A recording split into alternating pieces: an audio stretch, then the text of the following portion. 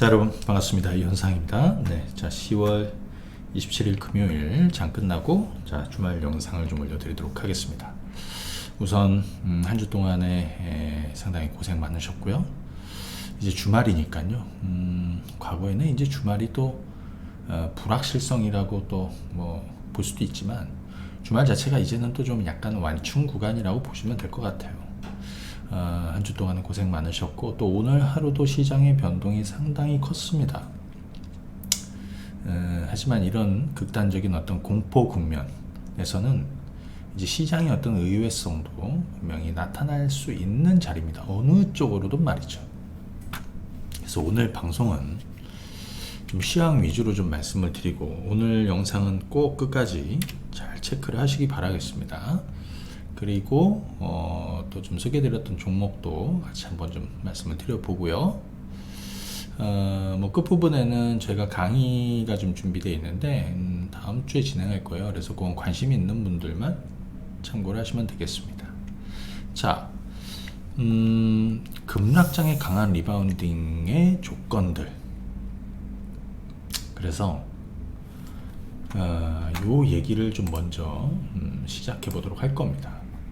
그죠? 예. 보통 이제 우리 이렇게 보시면 되겠죠.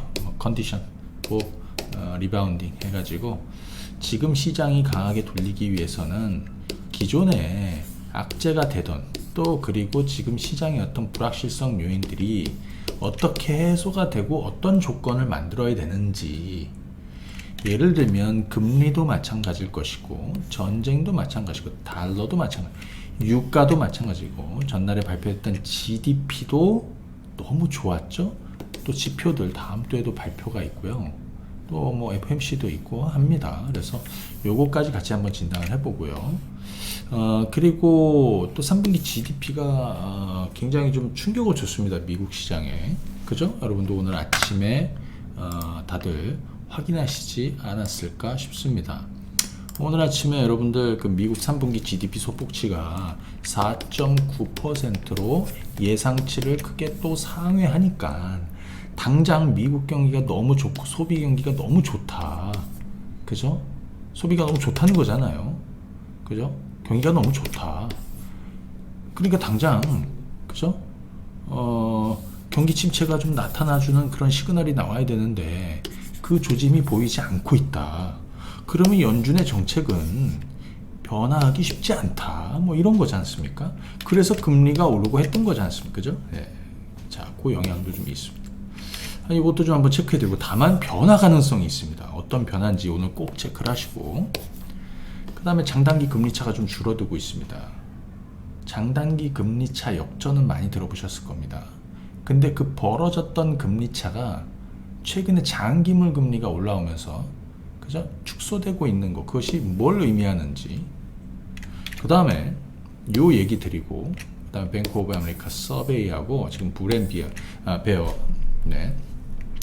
인디케이터하고 피어 앵그리딩 인디케이터, 그 다음에 이번에 연상의 AI 그 헌터 H파일 이번에 좀 소개를 해드렸는데 반응이 괜찮아요. 네. 반응이 아주 신선하고 괜찮다. 그래서 곧 1탄이었고요. 곧 2탄이 공개됩니다. 예, 또 어디서 공개되느냐. 예. 자, 쭉 한번 보시면 되겠습니다. 네. 자, 그러면 우선 이 급락장의 강한 리바운딩의 조건들 보기 전에 오늘 국내 시장 간단하게 마감 상황 찍어보고 가겠습니다. 오늘 코스피는 지금 여기에 와 있습니다. 2350도 깨고 내려왔습니다. 그죠? 2350을 깨고 내려왔습니다. 그 전체적인 위치는 한 이쯤 되고 있습니다. 이 앞선 저점이 어디냐면 대략 작년 10월달 저점이고 여기 1월달 저점이어가지고 여기가 대략 한 2200 그리고 2200 살짝 아래인데 그래봐야 100포인트 차이기 때문에 많이 왔습니다. 지금 코스피 PBR이 0.8배 82, 83 뭐 요 정도 되고 있습니다. 상당한 저평가 영역으로 왔다. 그런데 오늘 더 재밌는 건 뭐였냐면 오늘 미국 시장은 목요일장에서 크게 급락해서 끝났잖아요. 오늘은 살짝 우리는 또 상승 출발했어요. 왜 상승 출발했느냐? 그죠? 왜 상승 출발했느냐? 아마존하고 인텔이 실적이 괜찮았다. 시간의 강세 보이면서 나스닥 선물이 강했고, 그래서 상승 출발했는데 밀렸습니다. 그래서 이 분 차트로 보면 오늘 아주 뭐 난리도 아니었습니다. 아침에 이렇게 올라서 출발했다가 다시 미끄러졌다가 다시 급등했죠. 다시 급락을 했고요. 강보합으로 끝났습니다. 코스닥은 변동이 더 컸을 겁니다. 그죠? 코스닥은 어떻게 끝났느냐? 마이너스 0.8까지 떨어졌고 0.6까지 떨어졌다가 플러스 2.2%. 장중에 이거는 완전히 급등락했다는 거예요. 급등락했다는 거예요. 상승 출발해서 급락했다가 다시 급등했다가 급락했다가 제자리 이렇게 끝났다는 거죠. 자, 그럼 여기서 이거는 저는 개인적으로 어떤 극단적인 공포 국면에 이미 내려와 있다. 언제든 시장은 예민하게 튀어 올라갈 수도 있고 밀릴 수도 있다. 다만 여전히 무거운 분위기는 분명히 있다는 거죠. 자꾸 올라가려고 해도 누르는 거. 하지만 계속해서 트라이 하지 않을까 싶습니다. 이러면서 하루 이틀 지나가면서 시장이 저점을 만들고 어느 순간 갑자기 또 드라마틱한 반전도 나올 수도 있다. 근데 거기에 어떤 중요한 변수들이 있는데 지금부터 그 변수를 한번 체크해 보고요.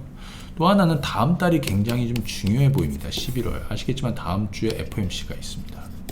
그리고 주말에는 고용보고서 발표가 있습니다. 상당히 중요하죠. 그리고 14일에 CPI 발표 있습니다. 그래서 11월 한 중간쯤 지나게 되면 앞에서 있었던 중요한 변수들, 지금 이미 미국의 기술주들, 빅테크들은 이번 주에 실적을 많이 발표했잖아요. 그죠? 자, 이런 분위기이기 때문에 그때쯤 되면 불확실성이 많이 해소가 될 것이다. 자, 이렇게 여러분 보시면 됩니다. 저는 지금 어떻게 가고 있느냐? 저는 지금 여기서 도망가지 않습니다. 후퇴하지 않습니다. 뭐 맹목적으로 이번 주에 뭐 추격 매도 할 그런 거 없습니다. 이번 주에 오히려 저가 매수한 종목들이 있어 보여요. 의료용 AI 이런 것들은 계속 받아치고 있습니다. JLK 여기 뭐 다 좋은 자리였죠. 그죠? 어제도 그죠? 어제도 급등했고 오늘도 급등했습니다. 딥노이드 영상도 올려드렸죠. 그죠? 여기 받아쳐야 된다고 엄청나게 빠졌었죠. 그죠? 자, 근데 이런 걸 얘기하려고 하는 게 아니라 지금부터 진짜 중요한 내용을 시작해 보도록 하겠습니다. 지금은 도망갈 때가 아니라는 거를 얘기해 드리고 싶은 겁니다. 아시겠죠? 네. 자, 그러면 바운딩, 리바운딩이 나오기 위한 그런 조건들은 여러 가지가 있는데 말이죠. 그죠? 자, 늘 극단적인 공포 국면에서 기회가 온다는 거예요. 이건 뭐냐면 연준 홈페이지에서 지금 금리를 보여주는 거예요. 캡처해 왔는데 이건 이제 1개월짜리들이 2개월, 3개월짜리고요. 여기 2년물 여러분들 뭐 잘 아시죠? 지금 5.0입니다. 그죠? 그 다음에 10년물이 4.86입니다. 여기서 하나 체크해야 되는 건 뭘까요? 그동안에 장단기 금리가 역전돼 갖고 많이 벌어져 있었는데 10년물이 많이 올라오면서 그 금리 차가 많이 줄었다는 거예요. 이걸 보여드리고 싶은 거죠. 왜? 장단기 금리가 역전되어 있다가 그 역전된 금리 차가 줄어들면서 경기 침체는 가볍게든 그죠?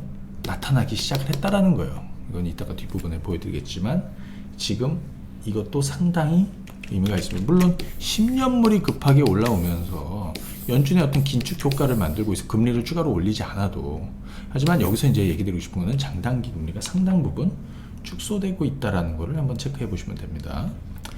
이번 주 순서대로 한번 보면 빌 아크만의 그죠? 이 빌 아크만은 퍼싱 스퀘어 그러니까 헤지펀드 회장인데 이 빌 에크만이 장기채를 쇼청산했다라는 소식에 그 10년물 국채 금리가 이번 주에 갑자기 급락한 게 있었습니다. 그죠? 네, 갑자기 급락을 했습니다. 그때가 아마 뭐 요쯤 되는 것 같아요. 잠깐 볼까요? 이날 맞네. 한번 볼까요, 여러분들? 지금 보시면은 대략 한 요쯤 되는 거예요. 여기 10월 23일이니까 국채금리가 5% 찍고 막 빠졌죠. 그죠? 이게 우리 월요일에 저기 그죠? 하다가 쭉 빠졌습니다. 잠시만요.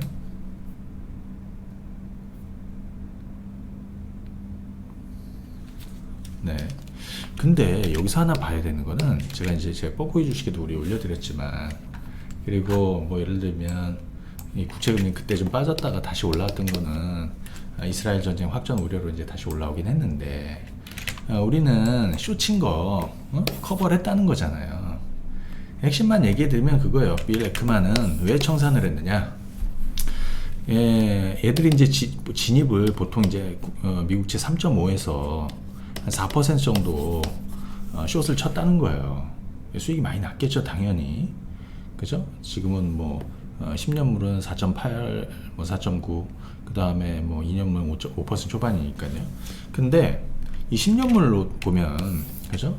5% 터치하고 빌 에크만의 장기채 숏 청산했다는 소식에 주저앉았던 거잖아요.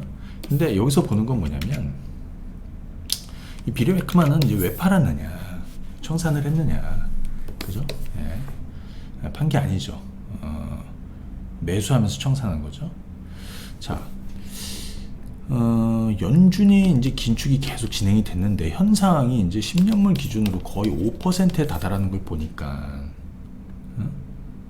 사실 경기가 약간은 좀 침체로 가는 시그널이 좀 나와주면 연준의 긴축이 완화되면서 금리가 더 이상 오르지 않고 빠지게 되겠죠. 국채 가격은 거꾸로 오르겠죠. 그러면은 수익폭이 줄어들고 손실이 나는 거 아닙니까? 그죠? 그런데 이걸 지금 상황을 가만히 보고 지금 현재 금리 수준을 보니까 연준이 추가적으로 긴축, 특히 뭐 경기가 더 아주 그 확장적으로 크게 경기가 좋아질 가능성은 그렇게 크게 높지 않다.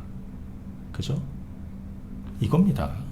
그래서 장기채 숏 청산을 나섰다. 근데 개인적으로 저는 이 미국채 10년물의 5% 라인이 상당히 의미 있는 좀 저항대가 될 가능성이 있고요. 5%를 찍거나 5%를 넘어가면 빌 에크만처럼, 그죠? 장기채 숏이 나올 수도 있다라고 보여줍니다. 그리고 아무튼 빌 에크만의 발언 후에 곧바로 미국채 10년물이 이렇게 좀 꺾였다는 거, 그리고 성장주 위주의 나스닥 시장이 반등했죠. 물론 주 후반에 다시 채금리가 오르면서 기술주들 빠지긴 했지만, 그죠? 자, 전쟁 쪽으로 한번 보시게 되면 네타냐후 총리가 가자 지구 지상전, 이건 뭐냐면 네타냐후가 이번 주에 가자에서 지상전을 준비하고 있다라고 이제 얘기를 했는데, 그것이 땅에서든 뭐 지하에서든, 그죠? 우리는 하마스랑 싸울 거라는 거죠. 지금 아무도 못 말리죠. 거의 뭐 극우입니다. 전형적으로 네타냐후는 뭐 지지하지 않습니다. 저 개인적으로는. 자, 그런데 여기서 이제 봐야 되는 건 뭐냐면 전쟁과 주가와의 관계죠. 전쟁과 주가와의 관계. 여러분들 많이 아시겠지만 확전되느냐 이겁니다. 전쟁 초기에는 전쟁 발발하고 나서 이 국제유가가 막 뛰었습니다. 하지만 지금 국제유가는 얼마인 줄 아세요? 전쟁 났던 바로 그 직전 시점으로 주저앉았습니다. 그러니까 확전의 우려는 좀 낮아졌다. 자, 그러면 이 전쟁은 왜 일어났느냐? 이거 한번 체크해 보면은 이스라엘하고 사우디가 이번 하마스 공격 이전에 국교를 정상화하려고 했어요. 그렇게 되면 이스라엘과 미국은 또 한편이니까 그 중동이 약간 좀 미국 영향권으로 가는 거죠. 그거를 분명히 이란은 경계했을 거라고 보여집니다. 그래서 하마스의 배후에는 이란이 있다 없다? 그건 뭐 논할 수는 없지만 아무튼 이란의 의중도 그대로 반영되지 않았나 싶습니다. 자, 그런데 여기서 주가와의 관계는 이제 지상전으로 가느냐 이것이 아니라 주가가 주변국으로 확장이 되느냐입니다. 이란이 들어오고, 그죠? 주변국으로 확전이 되느냐. 그럴 가능성이 좀 낮죠. 왜? 주변국 자체가 중동 국가들이 지금 이 전쟁에 뛰어들고 싶어 하진 않아요. 그것이 유가에 또 영향을 주고 있다. 유가는 지금, 자, 지금 하나씩 불확실성을 좀 벗어보는 겁니다. 유가는 지금 이렇게, 여기가 전쟁 초기였습니다. 여기. 이때 7일날 10월 7일인가 전쟁이 나서 주가가 그 다음에 급등을 했는데 여기가 9일인가 그렇고요. 지금은 다시 여기 내려와 있어. 82달러, 83달러 요 정도 수준까지 내려와 있습니다. 자, 그 다음 미국채 10년물이 또 쉽게 내려오지 못하는, 물론 지금 미국채 10년물은 공급단하고 수요단하고 다 문제예요. 공급단에서 가장 큰 문제는 뭡니까? 미국의 재정 적자가 너무 심하다. 미국 재무부가 계속해서 국채를 발행할 수밖에 없다는 거지 않습니까? 그러면 국채 발행을 많이 늘린다. 국채 금리를 당연히 올라가는 거죠. 국채 가격은 다시 떨어지는 거고요. 그죠? 당장 QT를 종료하거나 그럴 저기도 좀 낮고, 또 하나는 수요단에서 중국이나 일본이 미국채를 더 이상 그죠? 사지 않는다. 기본적으로 미국 경기가 너무 좋기 때문에 그죠? 연준이 장기간 고금리를 유지할 것이다라는 것도 미국채가 장기물 급격하게 또 빠지지 않는 이유예요. 그런데 또 이런 것도 있습니다. 미국 연방정부 예산이 작년 대비해서 거의 2배로 늘었다. 그래서 2배로 늘었다는 겁니다. 2배로 늘었다. 그렇죠? 예. 이거는 뭐냐면 2022년하고 23년도 회계연도에 조정된 연방 정부의 적자 폭이 얼마나 변화가 어떻게 됐느냐, 그죠? 예. 연방 적자가 어떻게 변화가 됐느냐. 근데 여기 잘 보시면 여기 increase in spending은 저기에요. 지출이 늘어난 거죠. 그죠? 예, 지출이 늘어난 겁니다. 여기 decrease in revenue는 세입이, 그러니까 세금 세수가 들어와야 되는데 세금 수입이 줄어든 겁니다. 그게 노란색이고요. 이게 빨간색입니다. 그죠? 아시겠지만 올해 재정 적자는 작년에 2배입니다. 정부 수입이 많이 줄어들고 오히려 지출은 늘었다는 거예요. 거기다가 최근에 국채 금리가 한번 또 뛰었던 게 있죠. 바이든이 이스라엘 다녀온 다음에 우크라이나하고 이스라엘의 전쟁 지원을 위한 대규모 예산을 의회에 지원할 거의 1,000억 달러, 우리 돈으로는 135조. 그렇죠? 그러니까 쉽게 빠지지 않고 있는 겁니다. 그렇죠? 예.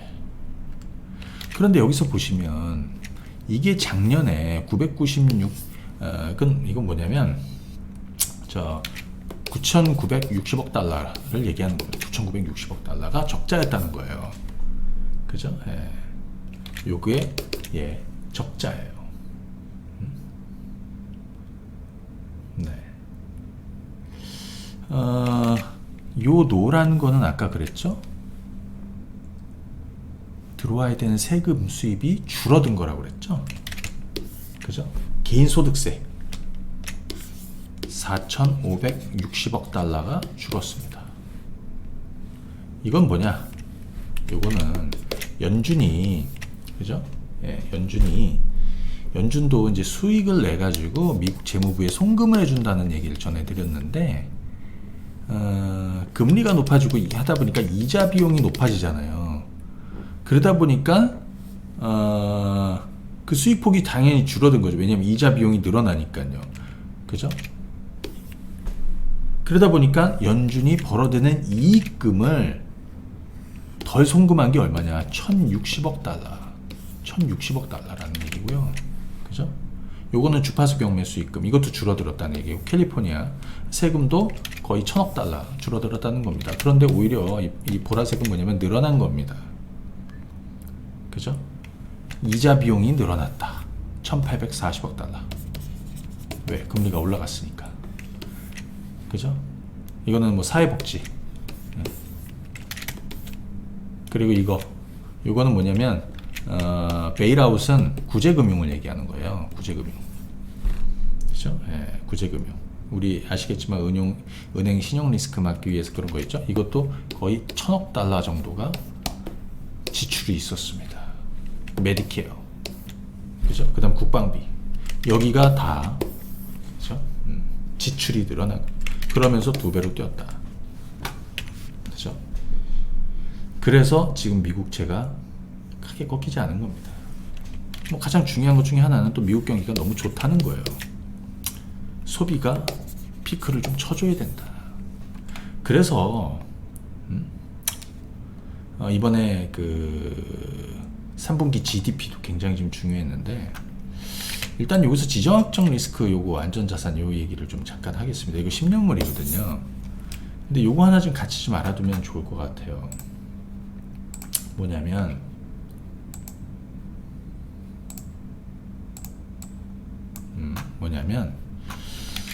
확전될 가능성이 있느냐, 낮다라고 봅니다. 그죠? 왜냐하면 이거 한번 보시죠. 이스라엘 하마스 전쟁은 미국 정부의 전쟁 지원책을 통한 국채 발행량을 늘리고, 바이든이 그랬잖아요. 1,000억 달러 대규모로 예산을 더 늘리겠다고. 그죠? 그리고 국채 금리 이것이 이제 상승 압력으로 작용을 했는데, 그죠? 상승 압력으로 작용을 했는데,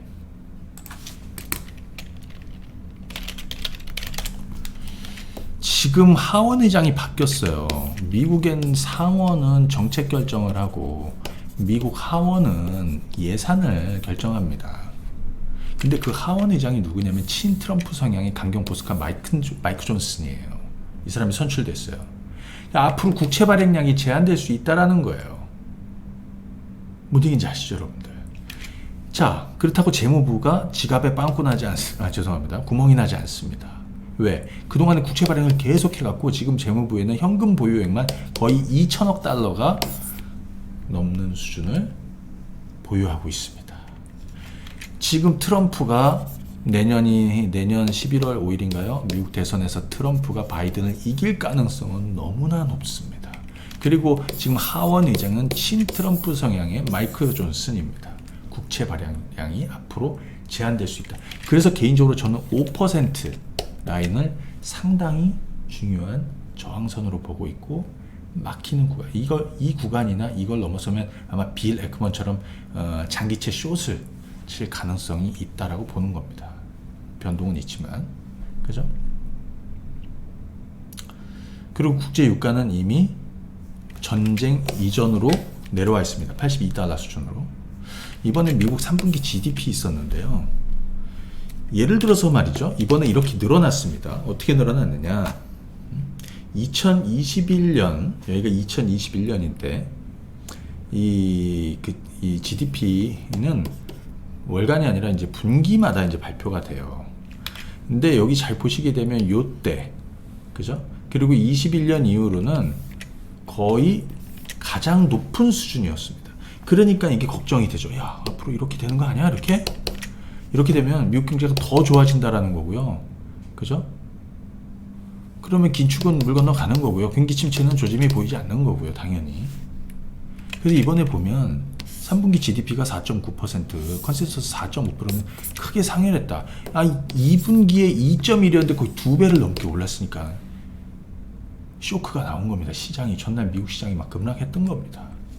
근데 왜 올랐냐? 개인 소비가 많이 늘었고 투자, 정부 지출, 이게 다 성장률 급등을 야기시켰다라는 건데, 재미난 건 3분기 GDP가 피크아웃 할 가능성이 높다. 작년 9월 달에, 그죠? 작년 6월이었나? CPI가 피크아웃 했듯이. 자, 3분기 GDP 서프라이즈 했지만 이제 학자금 대출을 상환하는 시기가 이미 시작이 되었죠. 자동차 회사, 지금 GM이나 포드나 전부 다, 스텔란티스 전부 다 파업하고 있습니다. 그죠? 그래서 전체적으로 향후 상당 부분 소비의 위축이 있을 가능성이 높고, 3분기는 GDP가 상당히 서프라이즈 했지만 이것이 피크아웃 할 가능성이 있다. 이렇게 여러분들 보시면 됩니다. 자, 이번 뱅크 오브 아메리카 서베이에서 지금 컨센서스는 소프트 랜딩이에요. 이게 소프트 랜딩입니다. 그렇죠? 9월 달에는 소프트 랜딩 전망이 74%였는데 지금 64로 줄어들고 있습니다. 자, 우리는 지금 경기 침체로 가야 되는 거예요. 아시겠죠? 나빠져야 되는 거예요. 그게 살 길인 거죠. 자, 그런데 하드 랜딩 쪽이 늘어나고 있다. 전달에는 21%였지만 지금 30%로 늘고 있다. 앞서 빌 에크만 얘기도 드리고 막 했지만 다 연관성이 있는 겁니다. 그래서 보니까 18개월 내, 다음 18개월 내에 경기 침체가 없다는 게 지난달에는 이만했는데 이게 이만큼으로 줄은 거죠. 그죠? 줄은 겁니다. 그죠? 10월달 들어서 확 줄은 겁니다. 그리고 내년도 2분기부터는 여기 파란색 보이시죠? 여기서 엄청나게 권색이 늘어나죠. 여기 경기 침체 가능성이 이렇게 높아지고 있다. 분위기는 이렇게 가고 있다는 겁니다. 그죠? 예. 그리고 아까 장단기 금리차 얘기를 잠깐 드렸는데 이 장단기 금리차가 이렇게 벌어졌다가 지금 이제 줄어들고 있는 겁니다. 그죠? 마이너스 폭을 줄이고 있죠. 항상 이렇게 벌어졌다가 줄어들 때 경기 침체가 나요. 여기도 그렇고 여기도 그렇고 여기도 그렇고 여기도 그렇고 여기도 그렇죠. 시차는 약간 있지만 그 연준이 보다 더 강도 높은 긴축으로 갈 가능성은 좀 낮은데 현재 긴축 수준, 현재 금리를 상당 기간 높은 수준 유지할 거라는 거지 않습니까? 하지만 변화는 조금씩 있다는 거예요. 물론 외부 변수, 전쟁이나 이런 변수가 생기긴 했지만 그래서 자 그러면 증시가 그걸 반영을 해서 그동안에 급락을 했는데 그러면 지금 우리 한번 보겠습니다. 뱅크 오브 아메리카의 물앤베어 이 인디케이터를 보면 그렇죠? 예. 지금 여기까지 떨어졌습니다. 여기는 너무 과열이니까 팔아야 된다. 익스트림 불리시를 얘기하는 거고요. 여기는 익스트림 베어리시를 얘기하는 겁니다. 지금 이 구간에 와 있습니다. 바이 사야 되는 구간에 와 있다는 얘기고요. 피어 앤 그리드 역시 공포 국면의 끝자락에 와 있습니다. 최근에 얼마 전에 익스트림 피어까지 갔다가 뭐 왔다 갔다 했는데 실제로 여기 뭐 16 아래로 내려간 적은 별로 없어요. 다 여기서 왔다 갔다 했어요. 자, 여러분들은 우리는 곰처럼 차근히 밀고 가야 됩니다. 아까 지수 잠깐 말씀드렸지만 지나고 나는 어떤 드라마틱한 반전은 어느 순간 갑자기 나타납니다. 저희가 11월 초 그리고 11월 14일 CPI까지도 확인하고 이 전쟁이 확산되지 않는 분위기에서 그죠? 중요한 기업들 실적 빠지고 주가는 이미 떨어져서 상당한 낙폭과대 상태 가격매이 생기는 이런 과정에서 미국채 10년물이 상단이 막히고 뭐 이런 분위기라고 하면 여지없이 기대감이 생길 수밖에 없다는 겁니다. 그래서 결국에는 이번 급락장도 끈질기게 물고 늘어지면서 기회를 보는 사람들의 승리가 될 것이다. 제가 지난 야간 반상회 때 비트코인 같은 것도 코인 같은 것도 살 준비를 해야 되고 막 그런 얘기 해야 되잖아요. 엄청 올랐어요 또. 즐기게 밀고 가시기 바랍니다.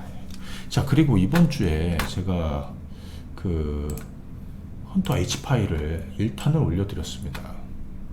헌터 H 파일. 이 헌터 H 파일은 이제 올렸더라. 아무튼 이번 주 이틀 전인가 3일 전에 올려드렸는데 주중에 올려드렸죠. 딥노이드였습니다. 첫 번째는. 오늘은 AI 메가 트렌드에 더욱 주목해야 할 기업을 목소리는 제 목소리는 아니에요. 오늘 소개드릴 종목은 딥노이드입니다. 자, 아무튼 쭉 한번 못 보신 분들은 참고해서 보시기 바랍니다. 여기에 지금 주가는 이래요. 주가 많이 빠졌어요. 여기 3만원 넘었던 애가 이렇게 빠졌다는 겁니다. 제가 이거를 팔 게 아니라 사드려야 된다라는 얘기를 천천히 담아가야 된다는 얘기를 그동안에 계속 드렸습니다. 17,000원 뭐 18,000원 해가지고 그 얘기를 해드린 거예요. 뭐 JLK나 이런 애들도 다 좋았지 않습니까? 지금 뭐 많이 죽인 거예요. 의료용 AI가. 그리고 곧 이제 H8 2탄이 또 준비를 하고 있으니 관심 있게 한번 보시면 좋을 것 같고. 자, 그 다음에 이제 끝으로 다음 주에 있을 저희 교육 강의 상품을 하나 좀 소개해 드리고 마무리 하도록 하겠습니다. 저희가 다음 주 31일입니다. 화요일날 저녁 7시에 진행합니다. 녹화 보기 1개월 동안 가능하시고, 그리고 이번 강의 신청하시는 분들은 저희가 서비스해드린 황금 배팅도 2개월을 서비스해드립니다. 뭐 가격은 절반 가격 아래로 해서 큰 부담은 없을 겁니다. 자, 과거에 역대급 폭락장은 어땠냐? 근데 그 폭락장이 바닥을 만드는 시기는 또 어땠냐? 근데 그 폭락장에서 살아남는 방법은 또 무엇이었느냐? 그 위기가 기회로 만드는 거, 물론 이게 하루아침에만 되진 않아요. 그죠? 하지만 겪어보고 경험해본 사람들은 할 수 있는 거예요.